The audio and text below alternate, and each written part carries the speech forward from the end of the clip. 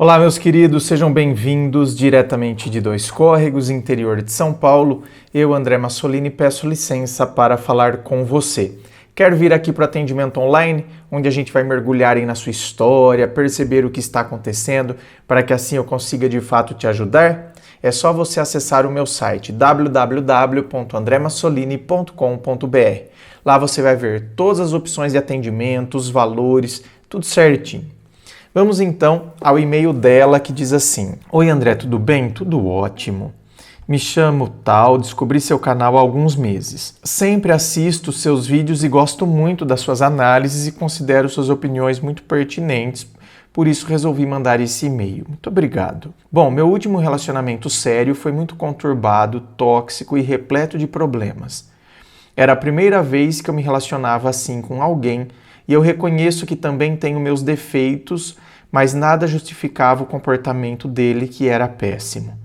Esse relacionamento durou 8 meses e eu fui muito infeliz, saí disso com vários traumas e um possível chifre. Tentei focar mais em mim, comecei a me cuidar mais e decidi não procurar mais envolvimentos amorosos até encontrar meu atual namorado. Desde o começo, nos demos muito bem. Diferente do outro lá, ele é muito mais maduro, tanto quanto a natureza masculina permite. Eu gostei disso. Ele é muito mais maduro. Parênteses. Tanto quanto a natureza masculina permite. Sempre me trata bem e se esforça para ser um bom companheiro. Porém, André, tem coisas que ele faz que simplesmente me ativam um gatilho e me fazem questionar se o problema está nas ações dele ou na forma como eu acabo reagindo a elas. Por exemplo, ele vive citando alguma mulher, parece que faz para me irritar. Às vezes o contexto nem faz sentido, mas ele sempre mete o nome de alguém, sempre elogiando ou falando sobre a pessoa. Tá, aqui você precisaria ter dado um exemplo mais concreto, minha querida. Porque aqui, ele citando alguma mulher, parece que faz para me irritar. Às vezes o contexto nem faz sentido, mas ele sempre mete o nome de alguém, sempre elogiando ou falando sobre a pessoa. Aqui ficou vago. Então aqui não dá para saber se o problema está na ação dele ou na forma como você reage a isso. Ou a forma que ele responde mulheres no Instagram, claramente com distinção entre homens e mulheres. Isso me afeta muito, não por ciúme somente, mas pelo fato de ter sido traída dessa forma no último relacionamento. Mas se questiono isso, é trabalho, tenho que ser gentil e amigável. Mas eu posso ser gentil e amigável com o homem também, se é trabalho, né? Se o cara vem ali chamar, eu também posso ser gentil e amigável com o homem que está me chamando. E o trabalho? Eu entendo totalmente que nós temos nosso emprego, que temos que ter responsabilidade sobre e etc. Mas não 24 horas por dia, especialmente se você trabalha autônomo. Nessas últimas 2 semanas não nos vimos pessoalmente. Mal nos falamos por telefone, porque ele estava muito ocupado e sempre que tinha tempo livre escolhia dormir ou responder clientes. E eu sempre compreensiva, entendendo o lado dele e sempre tentando controlar meus impulsos e ansiedade. Consegui chamar ele para vir na casa da minha mãe comemorar comigo o aniversário do meu irmão. Ele disse que depois do trabalho poderia vir e assim foi. Chegando aqui, ele se sentou no sofá, pegou o seu celular e começou a mexer nas redes sociais, vendo a galeria e respondendo mensagens de clientes às 23 da noite, sendo que às vezes minhas mensagens levam horas para serem respondidas. Eu, que estava super contente de finalmente ver ele, fiquei totalmente desgostosa. Questionei o fato dele estar mexendo no celular e ele desligou rapidamente. Mas depois disso eu já não estava mais no pique. Fiquei pensativa, me senti péssima. Porque eu sempre tento priorizar nossos momentos juntos, sem distrações, muito menos de trabalho. Veja bem, minha querida, mas aqui, gente, tem que entrar diálogo. Tá? Aqui, às vezes, não adianta falar, mas a pessoa tem que se tocar. Tem que entrar diálogo. Primeiro, porque hoje é muito comum as pessoas pegarem celular, mesmo estando numa mesa, num restaurante. Pegam o celular. E eu já citei esse exemplo, então nem vou ficar falando muito sobre isso. Eu citei esse exemplo em vídeo da semana passada, em que eu fiquei atordoado de ver que eu estava numa mesa com 4 pessoas, 4, acho que eram 4 mesmo, e aí 5 comigo. E aí teve uma hora que todo mundo estava mexendo no celular, menos eu. Tipo, eu olhando para ver, sabe? Só voltaram, a mesa só voltou a trocar ideia a hora que chegou o lanche, porque nós estávamos num lugar que vendia lanche. Então, aí, como estavam com a mão ocupada, aí voltou a ter diálogo ali. Então, tem gente que hoje tem o hábito de pegar celular. Agora, quando você pega uma pessoa que tem que responder clientes, principalmente quando é autônomo. Não, quando é autônomo que aí bagunça todo o horário, viu, minha querida? Aqui o seu raciocínio foi meio errado quando você falou, principalmente sendo autônomo. O autônomo fica com o horário bagunçado. Quando você não é autônomo, quando você trabalha para alguém, a hora que a empresa fecha, você vai para casa, acabou. Não é verdade, gente? Com algumas exceções de emprego que a empresa fecha, mas ela é responsável.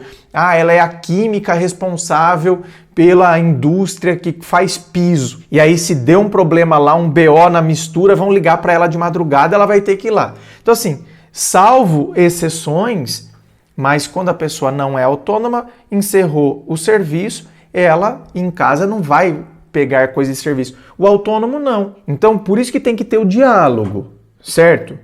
Eu tenho que mostrar, tanto que a hora que você falou, ele mudou. Mas aí eu já tinha perdido o pique. Então, tem que tomar cuidado com isso, viu, gente? Sabe aquela pessoa que emburra fácil? Que derruba o bico fácil? E aí compromete a noite inteira? Talvez você seja assim. Porque é comum pessoas assim, que derrubam... Tanto que eu também confesso que eu tenho essa característica de a hora que eu derrubo o bico, eu demoro para voltar. E é um defeitinho, viu?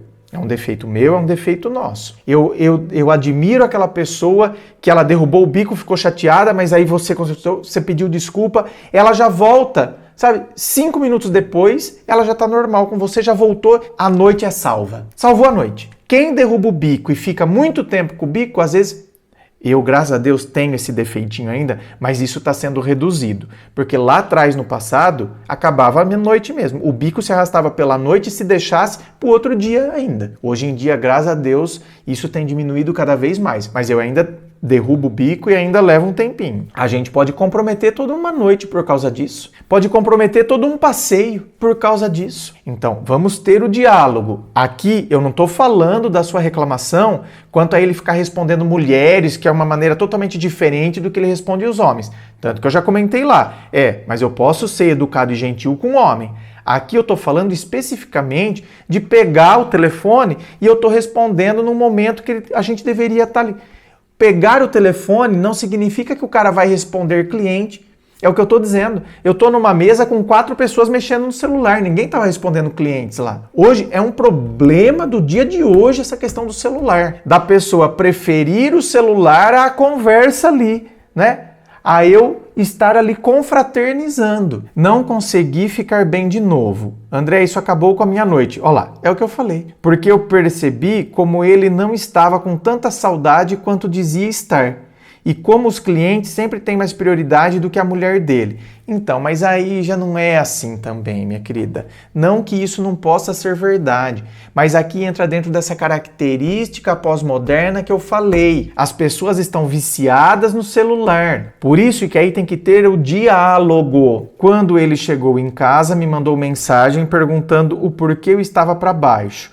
E eu disse que era porque o pouco tempo que tínhamos para estar juntos, ele preferiu o celular a mim. E ele veio justificar isso, dizendo que eu não entendia, que ele estava só querendo me mostrar o trabalho dele e que não esperava que eu fosse me chatear com algo assim.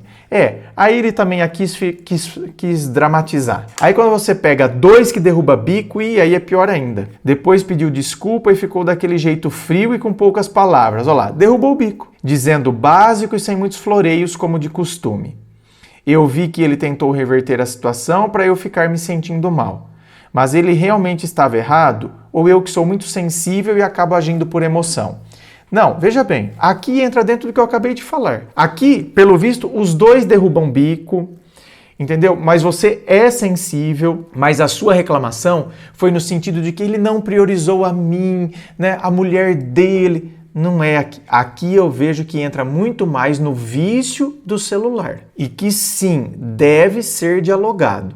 Porque tem gente que está viciado e eu preciso deixar claro que isso está acontecendo. Agora, a partir do momento que eu deixei isso claro e aí a pessoa continua, aí já são outros 500, porque aí a pessoa não pode mais alegar que ela está agindo por ignorância, que ela nem imaginava que isso me trazia mal-estar. Agora ela já passou a agir de maneira consciente. Sei que ele não é uma má pessoa e que ele pediu desculpa, mas para mim ele nem tinha que pensar em celular quando tá vendo a mulher que ele disse estar sentindo tanta falta. Então, tá vendo?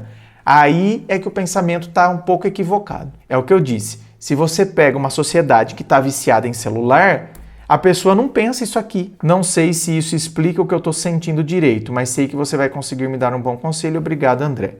Eu que agradeço, minha querida. Pense, né, no que eu falei aqui. Gente, diálogo. E a gente precisa, então, mostrar como a gente se sente. Eu não preciso falar, é porque você, então, não prioriza a mim.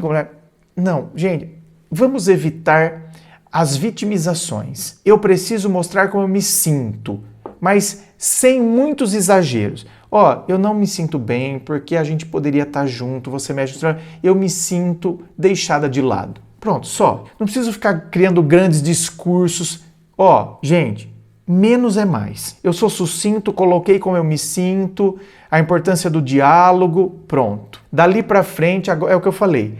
Eu, pelo menos, falei para a pessoa, eu mostrei, fui ouvida, ele me ouviu. Vamos ver na próxima vez o que vai acontecer. Inscreva-se, fico aqui aguardando a sua inscrição. Se você curtiu, dá o seu joinha, compartilha aí com seus amigos. Muito obrigado, beijo no coração e, é claro, um forte abraço.